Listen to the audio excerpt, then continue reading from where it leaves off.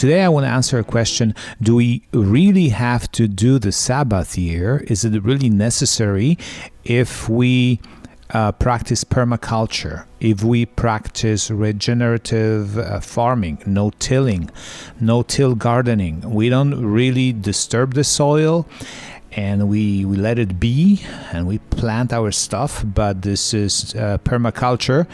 So it's kind of like a meadow. And when we look at nature, meadows and forests, they don't really need Sabbaths. They just keep growing, and despite not taking a break, they grow great.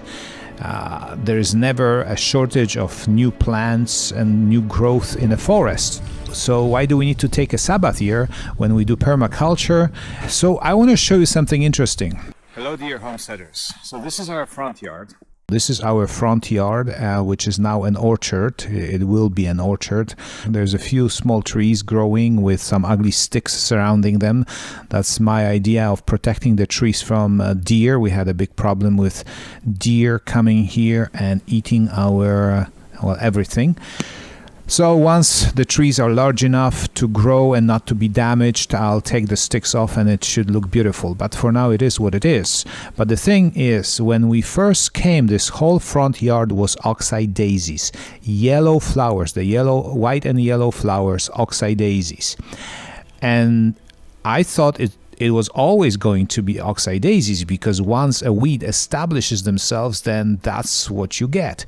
But surprisingly, the next year what we got was vetch. Just vetch started growing everywhere. See, things change. New things start growing, and this is what I believe God can do. This hasn't happened during our Sabbath year. No, it just happened. We were not doing anything with the front yard, and things grew as they pleased, and they switched from oxeye daisies to vetch. But when you do the Sabbath year, that's what can happen, because you see, vetch gives nitrogen to your soil. It's a very beneficial plant. Actually, farmers plant vetch as a feed for pigs or cows, but they also plant it so that it pumps some nitrogen into the soil, much like beans do as well. So different plants have different relationships with the earth, and some of them, they take some stuff out of the earth, and they also give some stuff back. So vetch gives nitrogen back to the soil.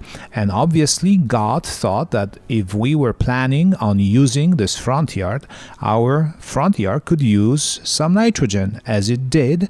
So God just brought vetch to grow in our front yard. Praise the Lord. It was great. It happened out of the blue. We were not doing anything. The vetch just started growing. And that's what can happen also during the Sabbath year, when we don't interfere. So when you leave your garden, your plots, you let them be, you don't get involved, then things will grow spontaneously, or as God directs them to grow, and you may get some new weeds, some new plants, which will restore the pH balance and other elements into your soil. And that's a very good thing. But you have to let them be.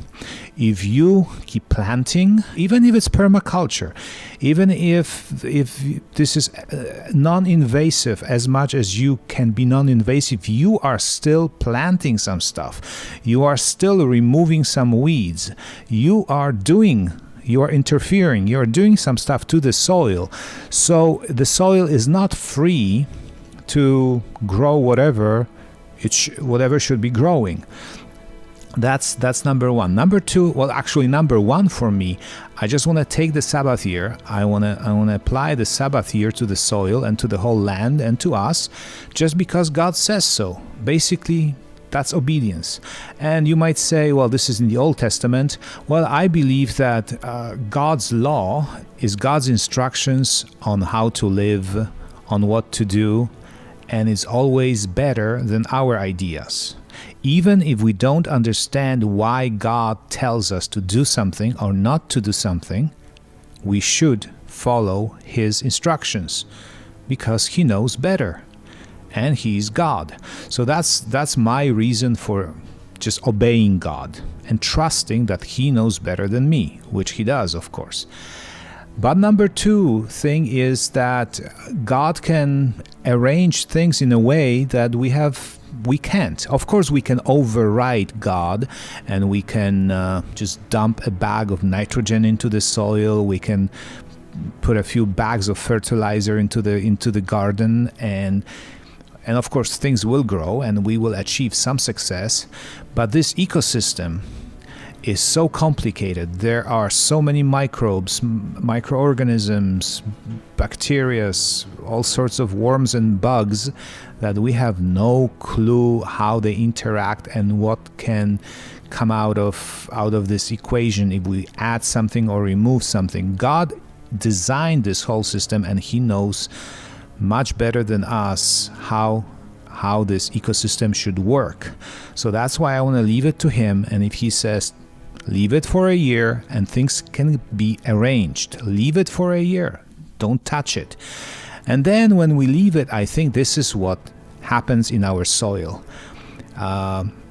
We can get vetch if we need nitrogen. We can get oxidases if we need whatever else. I don't know what they provide, but I'm sure they do something else. And in the forest or in a meadow, as somebody might say, well, meadows, they don't take a rest. But nobody interferes in a meadow.